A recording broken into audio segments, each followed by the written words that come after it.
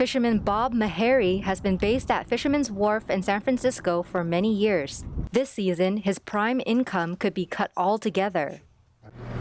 Probably a third of my income won't be available this year. Some of the projects I was going to do on the boat, I'm not going to do. I mean, you're going to tighten up your belt. We're not going to spend any money. We're going to be extra careful.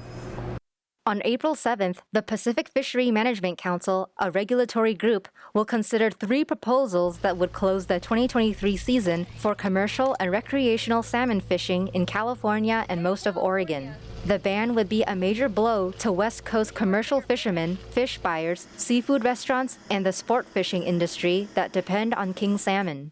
Biologists say the Chinook salmon population has declined dramatically after years of drought.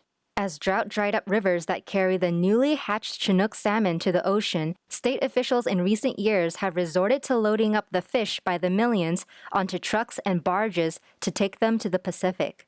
The scramble boosted the survival rate of the hatchery-raised fish, but was not enough to reverse the declining stocks in the face of added challenges.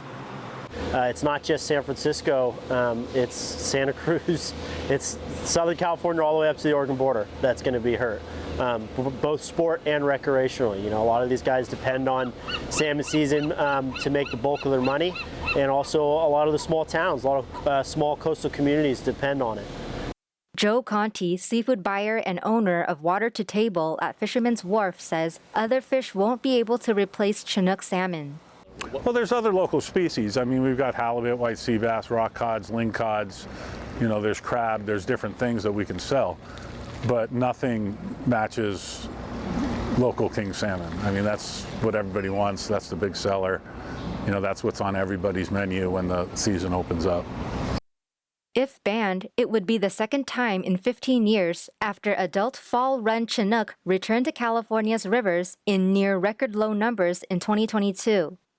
It's going to hurt everybody here, not only the business for the sport fishing boats and captains, but also the hotels, the restaurants, tackle stores. Everybody that leads into sport fishing, they are going to be impacted also. Though the closure will deal a blow to the industry that supports tens of thousands of jobs, few are disputing it. Businesses tied to salmon want the government to declare the situation a federal disaster so they may receive aid. As the market shrinks, more restaurants are turning to farm-raised salmon, while gear suppliers stop stocking the proper equipment to fish Chinook.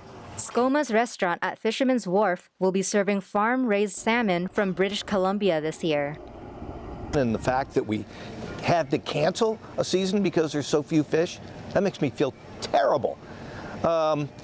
On the other hand, I think being part of the vanguard of chefs that aren't embarrassed to say that they're using farmed fish. I think farmed fish has come so far in the last 10 or 15 years that it's not even the same subject anymore. Some fishers are banking on the unusually wet winter to bring relief. Record rain and snowfall since late last year have freed 2/3 of California from drought, but too much water could also flush out eggs and young hatchlings.